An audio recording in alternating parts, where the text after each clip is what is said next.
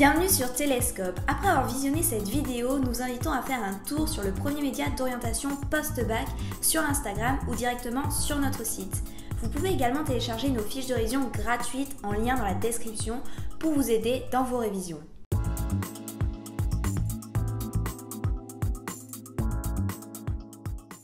À la sortie de la Seconde Guerre mondiale, le monde est divisé en deux blocs.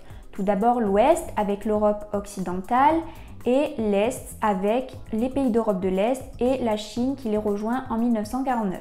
Les deux blocs sont dirigés respectivement par les États-Unis et l'URSS qui sont aussi appelés les deux grands. Et cette fracture est d'autant plus importante à Berlin où la ville est séparée en deux par un mur à partir de 1961.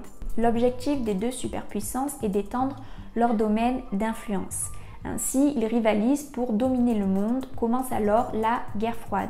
En effet, les pays ne s'affrontent pas directement, mais s'affrontent par le biais d'une guerre spatiale, par exemple, avec le premier pas sur la Lune réalisé par l'Américain Armstrong en 1969, où ils peuvent aussi s'affronter à travers une course à l'armement, par exemple. À la fin de la guerre, l'URSS et les États-Unis possèdent tous deux la bombe nucléaire. Le monde entier craint alors l'avènement d'une guerre nucléaire. En 1962, les soviétiques installent des missiles nucléaires à Cuba et menacent les États-Unis. C'est ce qu'on appelle la crise de Cuba. Kennedy, qui est le président américain à l'époque, organise un blocus sur l'île pour empêcher l'installation de nouveaux missiles. L'URSS décide donc d'abandonner par crainte qu'une guerre nucléaire se déclenche. Durant cette même période, la plupart des pays colonisés réclament un accès à la souveraineté nationale.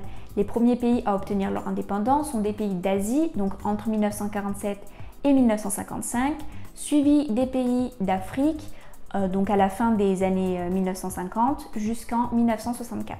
Les colonies européennes obtiennent leur indépendance soit diplomatiquement, comme c'est le cas pour Madagascar, le Maroc ou l'Inde, ou suite à une guerre, comme c'est le cas pour l'Algérie, le Vietnam ou encore le Kenya. En 1955, les pays décolonisés se rassemblent en Indonésie pour défendre leurs intérêts communs. Ils forment alors ce que l'on appelle le tiers-monde. Tous ces pays refusent d'être sous l'autorité d'une des deux superpuissances. Ils refusent donc de prendre part à la guerre froide.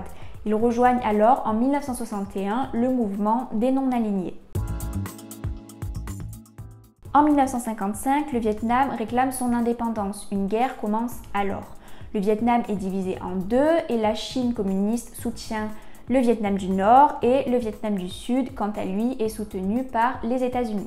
La guerre fut atroce et de nouveaux moyens sont utilisés, comme les bombes au napalm, qui est une essence qui permet de brûler. Cela a généré la colère et la révolte du bloc de l'Ouest. Les États-Unis décident donc de se retirer du Vietnam et en 1975, le pays devient entièrement communiste. Si cette vidéo vous a plu, n'hésitez pas à télécharger nos fiches de révision gratuites en lien dans la description. Ces fiches de révision couvrent tout le programme du tronc commun et ont toutes été rédigées par des élèves ayant obtenu la mention très bien au bac. Enfin, n'hésitez pas à vous abonner à notre compte Instagram et à profiter des nombreuses ressources du premier média d'orientation post-bac.